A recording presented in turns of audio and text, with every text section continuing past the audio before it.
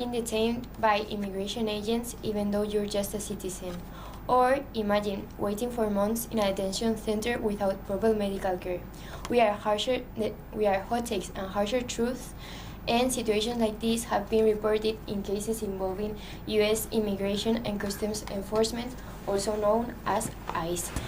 ICE is one of the most powerful immigration agencies in the United States, but it's also one of the most controversial ones. Therefore, in this stream, we're going to talk about what is ICE, how does it work, and also the debates that it has created about security, human rights, and immigration. Okay, so what is actually ICE? ICE stands for U.S. Immigration and Customs Enforcement. It is a federal law enforcement agency that operates under the Department of Homeland Security, or DHS for short. So, the agency was actually created in 2003 in consequence of the September 11 terrorist attacks back in 2001. So, when the U.S. government realized that they had to reorganize many security agencies in order to focus on national security.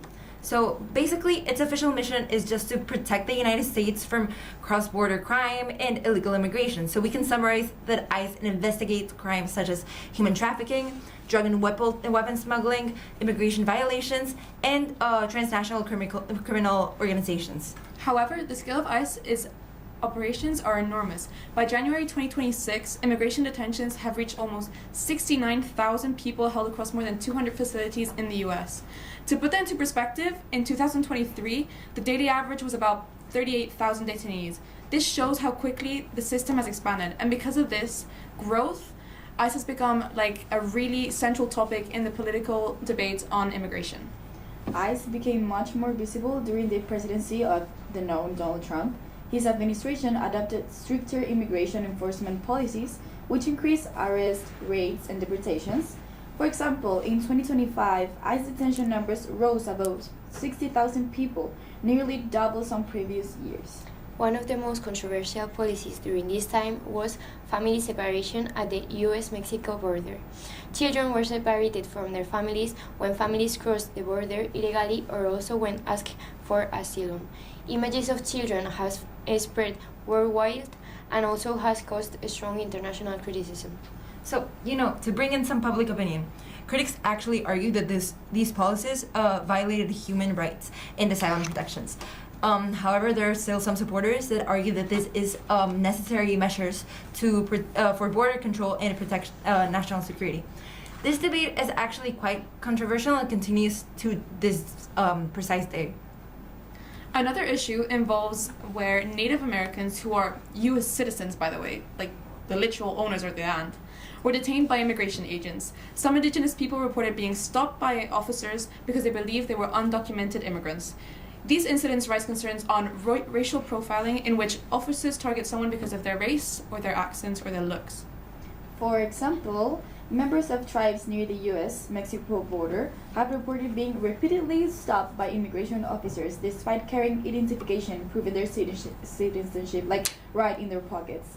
These cases show how immigration enforcement policies can sometimes affect citizens as well as immigrants, especially in communities that live close to borders. One of the biggest criticism of ICE involves conditions inside detention centers. Investigations have reported problems such as overcrowding, poor sanitation, lack of medical care, and also long detention times. Okay, so bringing some statistics in, according to reports, overcrowding affected over 70% of ICE facilities back in 2023, while some even managed to operate at 120% facilities.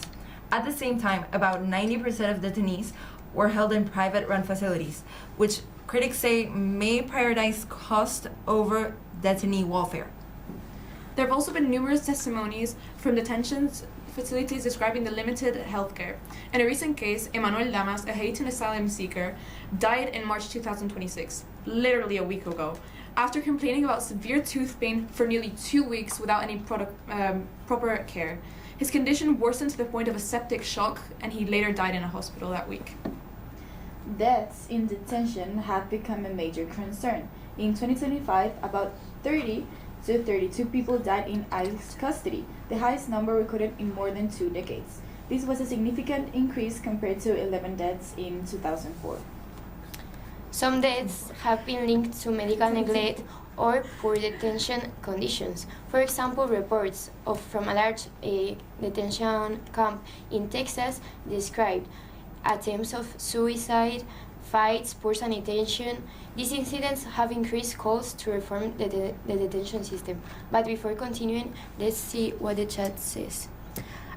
Ainoa says, ICE is such a hot topic right now, even more now that Trump has fired Kriti Noem. That is true. Yeah. Natalia Hill says, these situations are so crazy. I didn't know about all these things. This is a major concern. People should not be threatened by this way. That's true. Yeah. That's true. And that's why celebrities have actually spoken about this, which we're going to continue by. Yeah. So, diving into the pop culture, which might be what we're more in touch with, at least of Gen Z. We all know Mark Ruffalo, right? The actor who played Hulk in Marvel movies. He's actually publicly criticized immigration detention policies. At events like the Golden Globe Awards, he spoke about the importance of human rights and democratic values. So this actually raised awareness of the topic for those who weren't really into news and kind of drove them into learning what this is all about. And another figure who has commented on immigration issues online is Jake Paul, however, for a completely different reason. As a social media influencer with millions of followers, his posts can spread political opinions to younger audiences and quite quickly, due to the younger audiences engaging more with social media rather than verified news.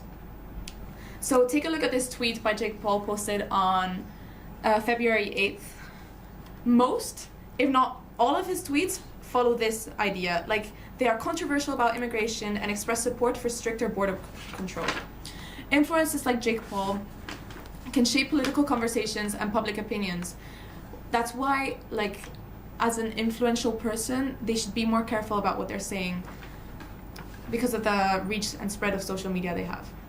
Another celebrity I wanted to highlight is Sarah Larson, that right now is having like her boom again, because she was also famous like back then in like 2018. Yeah. But now like she's like back, and she has spoken about this like very openly, especially in her Instagram, where she posts her story like, I love immigrants, I love criminals, but I don't love ICE. Like, she just posted some like a black picture and it says the F word, ICE. So I wanted to highlight that because it's one of the influencers that I've seen like talk about more openly. Mm-hmm. And Even without being a U.S. citizen. yeah, that's right. She's Swedish, and she's still like, you can show how she cares about human rights rather than immigration. So whether people agree with them or not, celebrities and influencers help bring more attention to immigrant debates, especially on social media. Yes, so what can we conclude about ICE? The agency has been created to protect national security and enforce immigration laws, but instead it has created concerns about human rights, detention conditions, and racial profiling. So let's finally see this chat. I'm so glad that you're talking about this topic into, as it's something currently going on. That's true. Thank you so much. I love Sarah Larson, even though she's not an American, she's highlight the injustice going on. Yes. Okay, so you're right. With tens of thousands of people detained every day and record numbers of deaths reported, and they keep increasing, the debate about ICE won't really disappear or go away anytime soon. So it's important that we are informed about what's going on in the world. Yeah. Whether some people believe the agency is necessary for border security, others argue it needs major reforms or even like abolition at this point. Ultimately, some questions we want to leave you with is, do you think celebrities should talk about political issues like immigration? And does a celebrity speaking out actually changes anything? Well, thank you so much for listening to Hot Takes and Harsher Truth.